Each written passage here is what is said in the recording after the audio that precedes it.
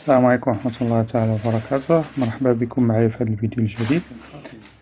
كنا شفنا من قبل كيفاش صلحت هاد الأبواب اللي كنقصهم الماء وتنفخوا بالرطوبة. بعض الإخوان اتصلوا بيا وسولوني الطريقة كيفاش خدمتهم، ففضلت أنني ندير هذا الفيديو هذا باش يستافد الجميع. هي الفكرة صراحة راه بسيطة، ماشي شي حاجة اللي صعيبة، غير هما فيهم الخدمة. لهذا كنت مضطر انني نديهم معايا لاتولي، خديتهم وديتهم للمدينة اللي تنخدم اللي عندي فيها المحل ديالي، لان صعيب باش تخدمهم سير بلاص، ضروري من لاتولي باش المعدات والمسائل الضرورية للخدمة ديالهم. يعني اون فوا في المحل، الحل الوحيد باش تقدر تخدمهم هو بالبونصوز، يعني خصك تحكم، يعني ميمكنلكش دير لهم شي طريقة أخرى، تحاول تزيرهم بالقطاين وتبقى تحك كما تلاحظوا معايا هنايا. يعني البلاصة اللي حكيت هي شو كي ولات السمك ديالها، غابقى فيها لا شي 3 ديال المليم. وهاد البلايصة اللي تشاهدوا هي البلاصة الكيد فين تيدوز الكوليس، هي اللي الوحيدة اللي بالخشب طبيعي، ماشي الاخر كله ام دي اف. هانتوما تلاحظوا شو كي كان منفوخ من قبل. هاد البلاصة مازال ما حكيتهاش، واللي تحكات هي هادي، ها هي هبطات، وداكشي اللي تيتقشر هو اللي غادي يتغطى ان شاء الله بالالومنيوم. الباب هذا هو اللي متضرر بزاف، اللي كنتو لاحظتو في الفيديو في الاول ديال الفيديو اللي كوليس حتى هو. يعني هذا ضروري خصني نقطع هاد البلاصه هادي ونزيد له طرف جديد ديال الخشب، لان ما بقاش فيه هنا فين دوز الكيد، غادي يبقى يتعكل وما عادش يدوز مزيان، ما يبقاش يرولي الباب مزيان.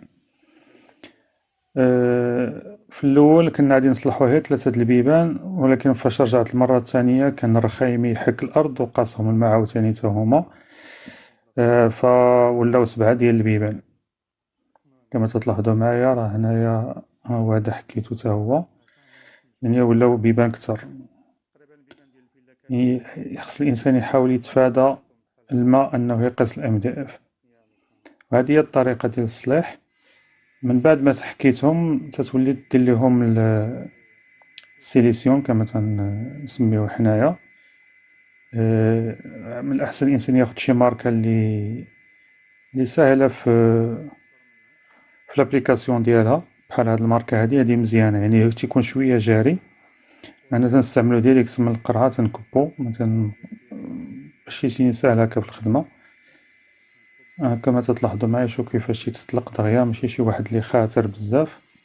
هاد الماركه انا بعدا ارتحيت ليها وتتكولي مزيان. ونفس الشيء تنديروه في الالومنيوم، ومن الاحسن ان الانسان يشرط داك الالومنيوم باش يلصق عليه السيليسيون مزيان، لان دوك الشقاقي تيدخل فيهم السيليسيون وتيوليو تيعاونوا باش يتكولا على الخشب. انا شويه صعيبه بالنسبه لي لاني شاد التليفون بيدي باش نصور لكم. المهم راه نفس الطريقه اللي درت في الخشب هي اللي تندير في الالومنيوم، تتكب عليه وتحاول تايطاليه لحتى يولي واحد لاكوش رقيقه، وتخليه ينشف حتى تينشفوا بجوج عاد تطلقيهم على بعضياتهم، ماشي يكون باقي فازق وتلاقيه، سينو راه ما عادش يلصق لك مزيان. انا راه خليته نشف ولاقيتهم كما تلاحظوا معايا هنا.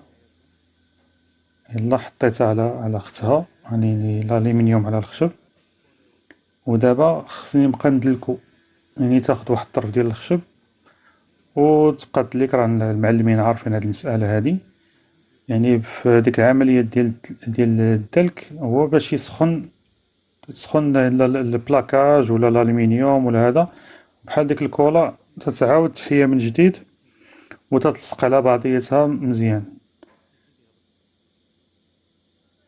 بهاد الطريقه هادي عاد باش نتاكدوا بان راه الهواء خرج من بيناتهم ولصقوا على بعضياتهم مزيان. هاد العملية راه تتستمر واحد الوقت شوية، يعني تتاخد هي وقيت، و الإنسان يعني ما يحاول أنه ما يهملهاش، لأن هي الأساس أنه باش يلصق هاد الألمنيوم مزيان على الخشب. وما تنساوش الحراف تينينا تيبقاو واقفين، خصهم يتضغطوا مزيان باش يلصقوا. تنكرروا هاد العملية واحد المدة معينة حتى نتأكدوا بأن راه الخشب يعني بقوة الاحتكاك تيولي سخون. ديك الساعة تنكونو يعني تأكدنا بأن راه تفاعل داك الكولا اللي استعملنا تفاعلات مع بعضياتها ولصقات مزيان. كما تلاحظوا هنا الحراف هما لصقوا، تنبت تخطو عليهم كذلك، وتنظن هاد النتيجة راه مزيانة، ما نقدروش نحصلو على محسن منها.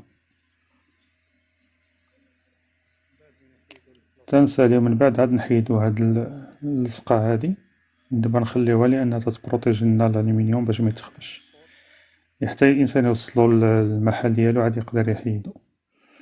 بالنسبة للحراف اللي تيبقاو في الجناب، الطريقة الوحيدة باش الإنسان يفينيهم هي أنك تاخد مبرد ديال الحديد اللي تيستعملوه صحاب الحديد، هو الأداة الأمثل باش الإنسان يفيني هاد الحرف هادو. تيبقى تحك والإنسان ميخافش منو، لأن المبرد راه ماشي زعما شي حاجة اللي حادة ولا غادي تخبش ولا هذا. تنمشيو للحراف و تنبقاو نحكو باش نحيدو داك الشياطة اللي شاط لينا في الجنب، و تيولي متبقاش يجرح و تيتقاد. حتى هاد العملية تتطلب شوية الوقت، ولكن الإنسان يصبر، ما عند الإنسان ما يدير.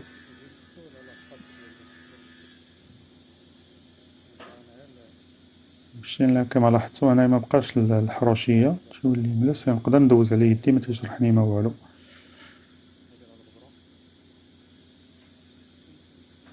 والإنسان ميحاولش يقطعو بطرونشوار، لأن إلا جيتي تقطعو بطرونشوار تقدر ما يعطيكش مزيان، يقدر يخرجلك على البلاصة ولا يخبشها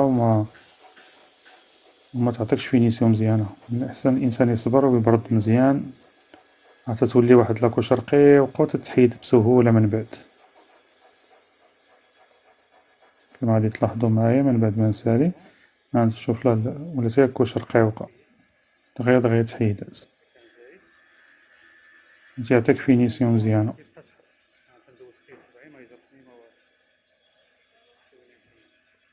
هاد الطريقة هادي راه يعني كما تتبان راه ساهلة، يعني هي شوية تطلب وقت وشوية ديال الصبر، والنتيجة الحمد لله راك شفتو في الفيديو اللي كان من قبل، كانت نتيجة مزيانة واستطعنا نعتقو هاد البيبان هادو، يعني صراحة المنظر فيهم مزيان وباقيين جداد. أما بخصوص الباب اللي كان مصدرر بزاف، كما تتلاحظوا راه زدنالو طرف ديال الخشب في الأسفل ديالو، ودرنالو كيد جديد بلاصة ديال الكيد فين يدوز الكوليس ياك، وحكيناه حتى هو باش نديرولو الألمنيوم. وهاد الخشب هذا اللي درنالو اللي تتلاحظوا هنايا من التحت، فهذا خشب طبيعي يعني ماسيف، خشب الأرز، غادي يصبر شوية للرطوبة ويستحمل شوية يعني التكرفيس، لأن الام دي اف ماشي بحالو، يعني ماشي نفس تيستحملش بحال الخشب الطبيعي. وهنا منين حكينا هانتوما شحال ديال الغبرة خرجات، راه هادشي هذا اللي بقى فوق منه مال الأرض راه عامرة كتر، لهذا تنصحكم أنكم تستعملوا البافيت قبل فاش تكونوا تخدموا. وأخيرا هذه هي النتيجة ديالنا. الحمد لله الإنسان إلا شاف دابا البيبان ما عادش يتخيل كيفاش كانوا من قبل، يعني استطعنا نصلحوهم. وحتى بالنسبة للكوليس ولا تخدم مزيان، ما بقاش يتأكل كما كان من قبل، كان تيبقى يحصل في الحيط ما تيبقاش يخرج، دابا تيمشي بكل سلاسة. و هذه هي الطريقة باش تصلح هاد البيبان، ونتمنى أنكم تكونوا استفدتوا معايا، وإلى فيديو قادم إن شاء الله. السلام عليكم ورحمة الله.